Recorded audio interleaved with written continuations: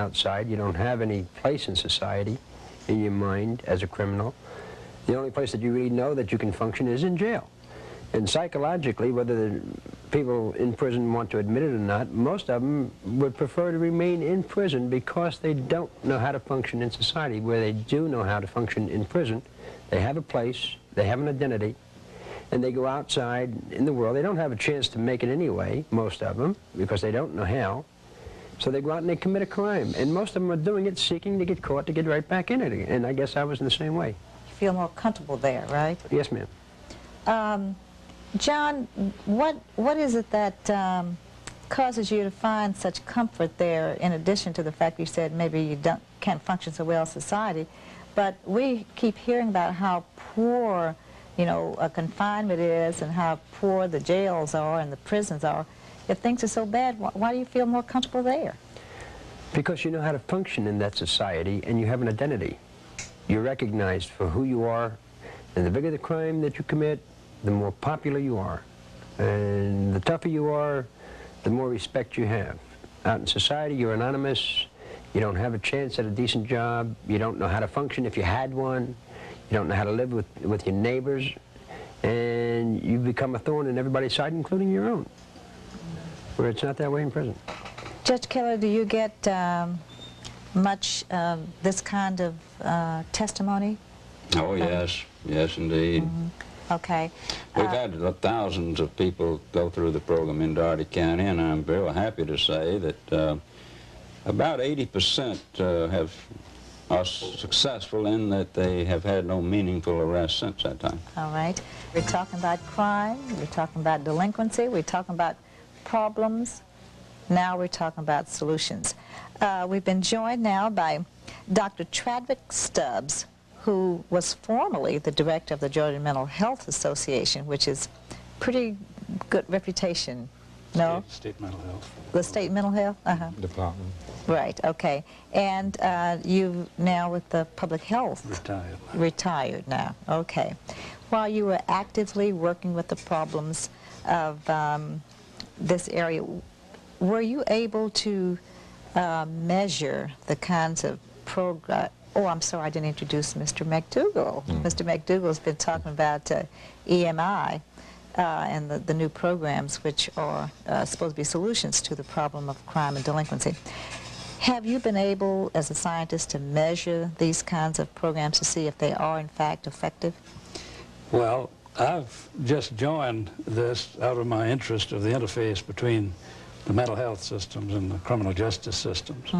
Now, Dan, I think you have some things you'll show a little later about some of the gross correlations between your former activities and some of the results. Yeah. Now, I think if you're talking about real scientific conclusions, a lot of people would find fault with this because of the very great difficulty of defining all of the variables involved in something this complex.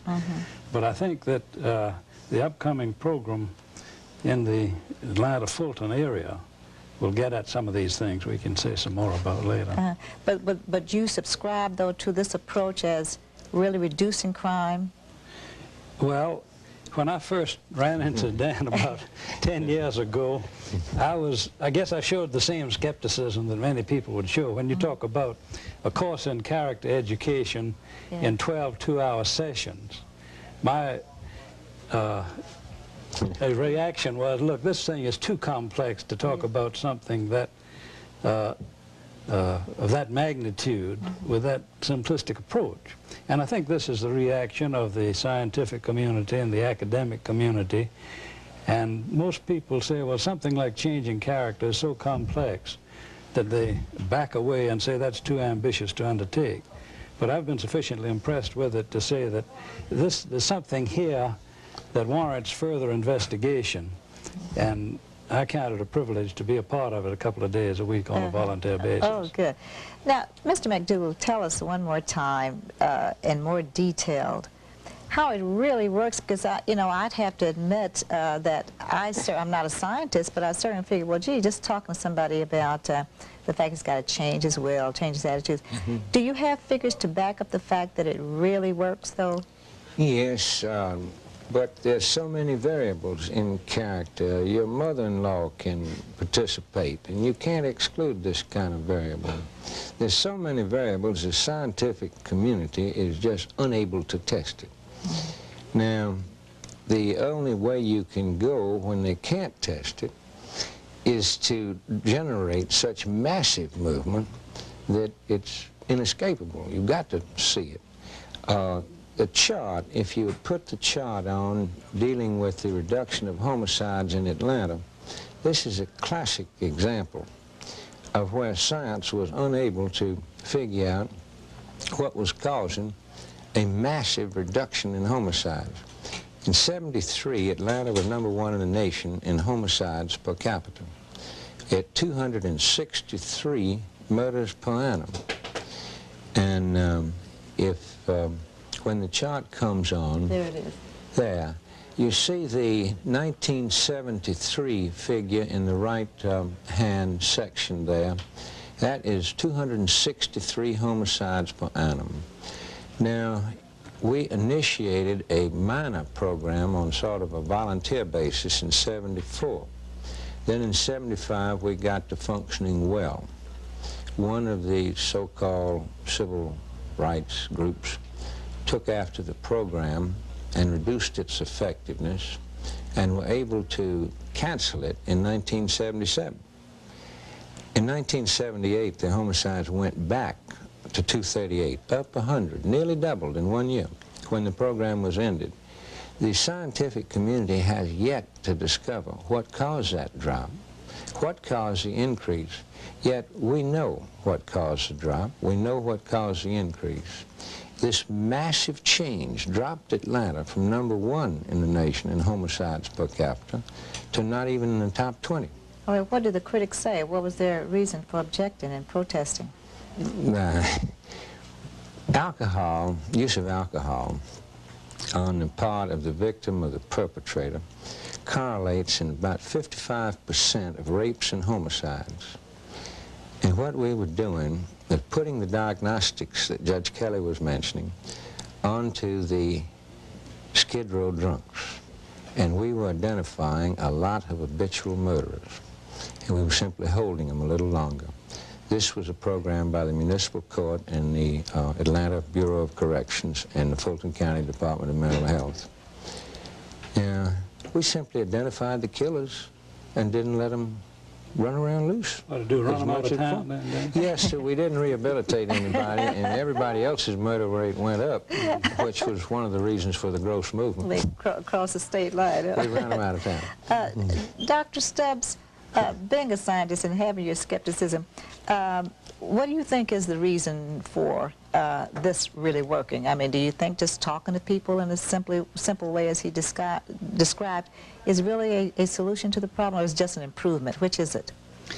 I think, as Judge Kelley, or one of them, indicated that a lot of the people, and I think John Doe indicated too, if you have something else that means more to you, that you can strive toward, then it's easier to drop the past.